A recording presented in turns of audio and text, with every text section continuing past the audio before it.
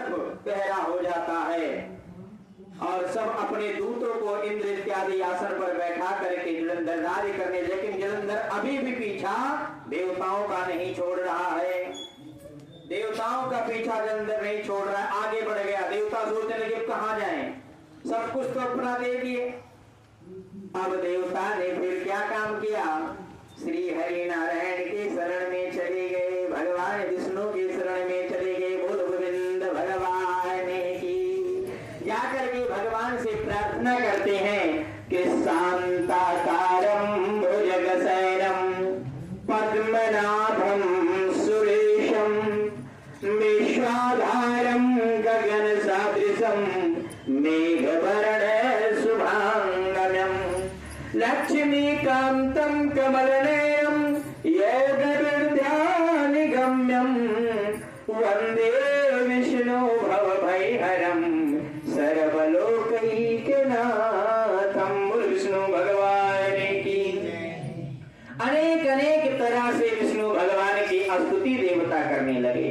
भगवान उठ करके बैठे, देवताओं मेरे पास आने का कारण क्या है? प्रभु कैसे ना आऊं, जो कुछ भी हमारे पास था सब दैत्यराज जलंधर ने ले लिया, अब कुछ भी नहीं बचा, फिर भी मेरा जान छोड़ने के लिए नहीं राजी हो रहा, क्या करें? प्रभु किसी तरीके से हमें बचा लो। माता लक्ष्मी जी बैठी हैं, सोच रही हैं कि ये देवता भड़काने आए हमारे भाई के खिलाफ, क्योंकि माता लक्ष्मी जी का प्रादुर्भाव कहाँ हुआ था? सागर से। जलंधर का प्रादुर्भाव कहाँ हुआ? सागर से। तो एक हिसाब से तो दोनों भाई बहन हुए।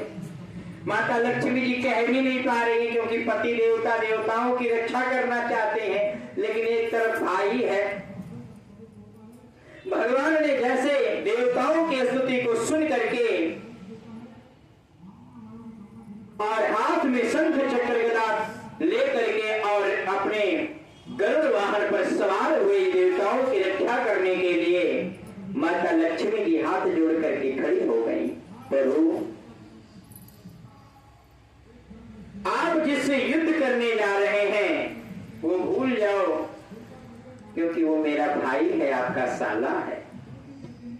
भाई भाई से युद्ध हो जाए कोई समस्या नहीं, लेकिन पति साले से युद्ध नहीं होना चाहिए। अगर ऐसा हो गया तो सबसे पहले बीबी ही लात रख देगी गले पे। बोल गोविंद भगवान की। माता लक्ष्मी जी ने तो कहा कि प्रभु कहाँ जा रहे हो? भगवान ने सोचा कि एक तरफ पत्नी है, एक तरफ देवता लोग हैं, करें तो करें क्या? कहने लगे देवी जी ये हमारा इतनी स्तुति की है, अगर इनकी रक्षा नहीं करेंगे तो भी दिक्कत, पर आप चिंता ना करो, हम जलंधर को नहीं मारेंगे। इतनी बात सुन करके जब भगवान जलंधर के पास जाते हैं और घनघोर युद्ध करना शुरू कर देते हैं। इतना युद्ध होता है, इतना युद्ध होता है। पहले तो हाथी घोड़े रथ से युद्ध होता था, उसके बाद रथ कट गई, तलवार कट गए, इधर मूर्छित गरुड़ भगवान हो गए, तब दोनों मल्ल युद्ध करने लगे, यानी कुश्ती लड़ना शुरू कर दिए। बहुत समय व्यतीत होता जा रहा है, ना तो जलंधर पराजित हो रहा है और ना ही भगवान विष्णु पराजित हो रहे हैं। विष्णु भगवान सोचने लगे इतना लंबा समय बीतता जा रहा है, ये युद्ध कटने वाली नहीं है।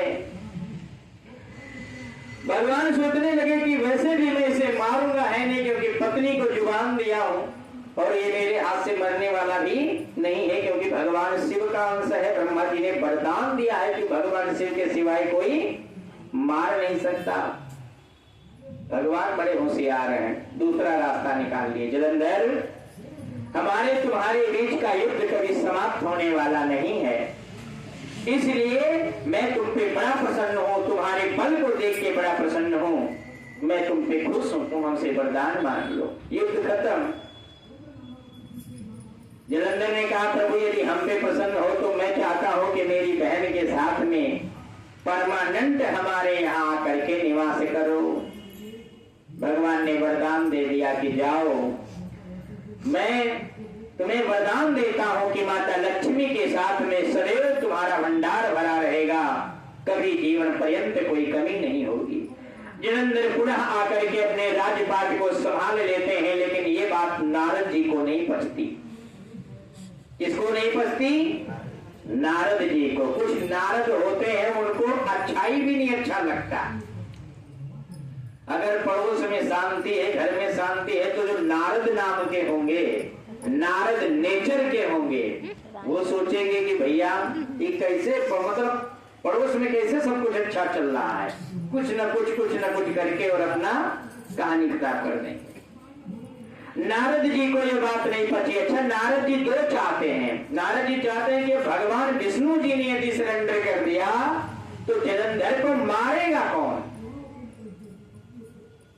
नारद जी कहने लगे, नारद जी बोले कि हे राजा प्रभु, विष्णु भगवान के वरदान से जलंधर के दरबार में, राज्य में इतना लक्ष्मी धन रुपया पैसा हो गया कि इंद्र का इंद्रलोक भी फीका पड़ गया।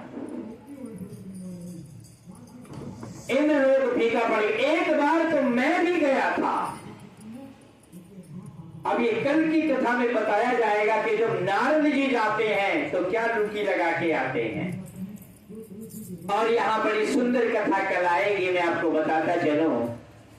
कल नारद जी जाएंगे जलंधर से, ये आग लगाएंगे कि वैभव तो बहुत अच्छा है लेकिन पत्नी पार्वती की तरह नहीं है। इसी टॉपिक पे कल कथा किया जाएगा, बड़ी सुंदर कथा आएगी। बोल गोविंद भगवान की, श्री कृष्ण गोविंद हरे मुरारी, हे नाथ देवा श्री कृष्ण गोविंद